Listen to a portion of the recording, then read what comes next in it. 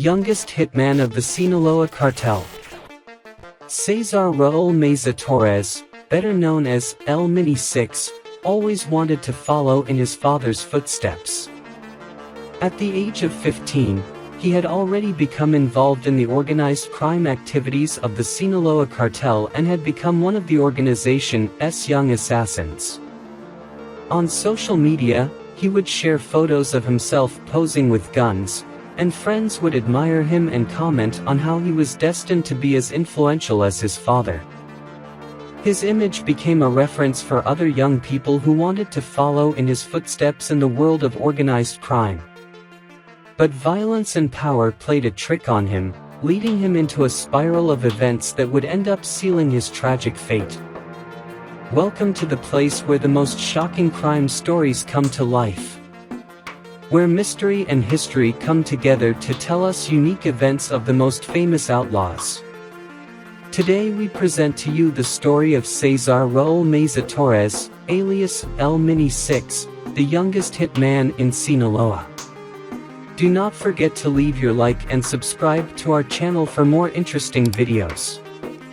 Let's get started. Born in Culiacan, Sinaloa, in 1991, César Raúl Meza Torres was the son of Raúl Meza Ontiveros, one of the leaders of the Sinaloa cartel, and Ida Elizabeth Torres Felix, sister of Javier Torres Felix and Manuel Torres Felix, who also worked with his father.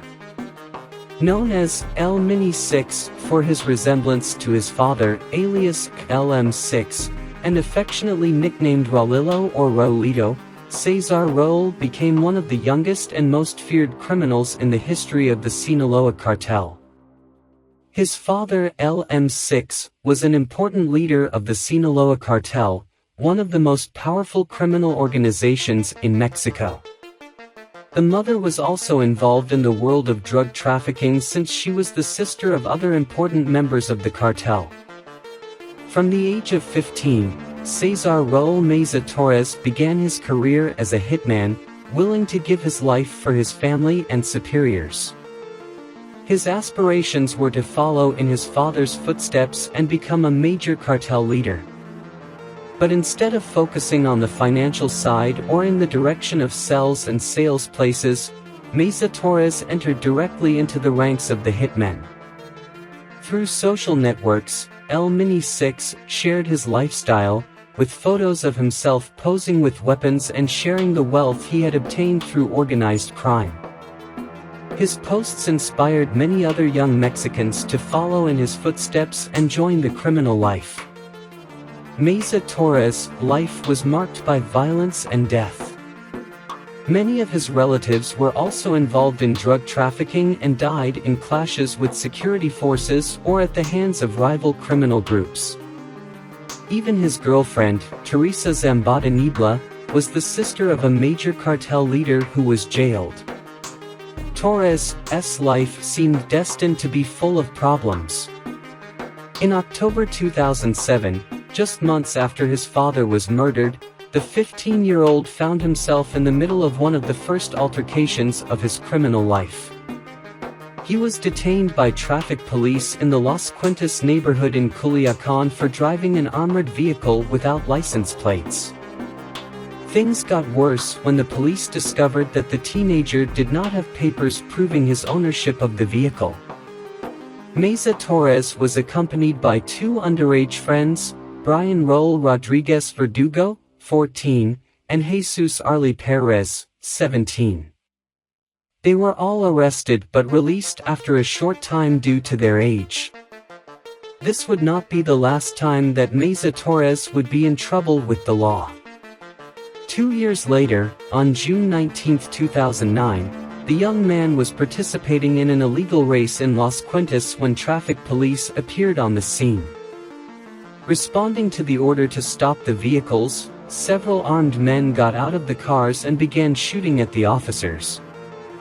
A shootout broke out between the police and the attackers in which 𝒂𝓁 participated. Finally, the criminals fled the scene, abandoning one of the two vehicles at the scene. When authorities arrived at the scene to investigate the crime scene, They discovered that the abandoned vehicle belonged to Meza Torres and that there was a license plate inside the car that corresponded to a plate reported stolen. At the scene, they also found bullet casings of various calibers, including 5.7 FN, .223 Remington, .38 Super, and .45 ACP ammunition, most of which was military grade. During the shooting, one of the policemen was injured. Torres' life only went downhill after these two incidents. He was persecuted by justice and imprisoned for his participation in the illegal race and for possession of weapons with their respective ammunition. These events also had an impact on his personal life. Despite being young, he had to face the consequences of his actions and learn to live with them. From the age of 15, Raúl Meza Torres held a weapon and immersed himself in his father's criminal life, willing to follow in his footsteps, demonstrating his courage and loyalty to the organization. However, his life in the world of crime was short but bloody.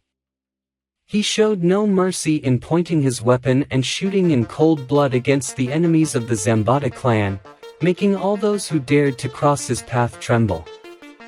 Raúl Meza Torres was determined to leave his mark on crime history, no matter the cost. However, the life of the 𝒔 came to an end on April 25, 2010, when it was killed in a confrontation with the authorities in Zapopan, Jalisco. It all started at dawn, when municipal police officers were patrolling the Los Aguilas neighborhood and noticed a suspicious vehicle. When ordering the stop of the vehicle, Meza Torres and his accomplice Fidel Rojas Felix mocked the police, drawing their weapons and shooting into the air. The situation became complicated when both attacked the officers, resulting in the death of police officer Jaime Vicente Morales Dominguez and serious injuries to police officer José Luis Monroy. Despite having managed to wound an officer, Meza Torres was unable to escape and died in the confrontation. His accomplice Rojas Felix was captured at the scene and later declared that he had met with Ignacio Nacho Coronel Villarreal, one of the leaders of the Sinaloa cartel, days before the confrontation. Rojas Felix also declared that the weapons they were carrying were the property of Colonel Villarreal. Meza Torres' funeral was an event full of pain and sadness for his family and friends. The body of the now adolescent was taken in a private vehicle to the hospital to receive treatment for the gunshot wounds he suffered, but at 3:40 in the morning, the doctors declared his death. The autopsy confirmed that he had a gunshot wound and multiple blunt injuries to the head, possibly caused by blows with the butt of a pistol. Meza Torres' body was delivered to his aunt and sister, who took him to Culiacan for a wake at a funeral home on Emilio Zapata Street. For 3 days, family and friends mourned the loss of their loved one. Later, his body was transferred to his home, where another wake was held. Finally, on April 29, 2010, Meza Torres was buried in a silver coffin. Meanwhile, the defendant Rojas Felix appeared in court and stated that he was innocent. He said he did not know that Meza Torres was involved with organized crime and that he was not armed. According to him, it was Meza Torres who attacked the two police officers. He also stated that he was tortured by the Zapopan police and forced to leave his fingerprints on the evidence. The police officers, for their part, affirmed that Rojas Felix was also armed and that he fired his weapon before trying to flee. The death of the 𝒔 is an example of how drug cartels have no scruples when it comes to recruiting children and young people for their criminal activities. Meza Torres began holding a weapon at the age of 15 and was a clear example of how his story is constantly repeated in this criminal world. Today, we continue to witness young people who, from a very young age, become part of these organizations, regardless of the long-term consequences. The case of this child is a clear example that, In the world of drug trafficking, objectivity and life are scarce resources, and the fate of those who join the ranks of these organizations is uncertain. It doesn't matter if you are the son of an important leader or if you carry the most important last names in the organization, the end can be the same for all those who decide to take this gruesome path. We will continue to report on the most interesting and intriguing topics from the criminal world. Remember to like, subscribe and comment your opinion below in the comments. We'll see you in the next video. Bye.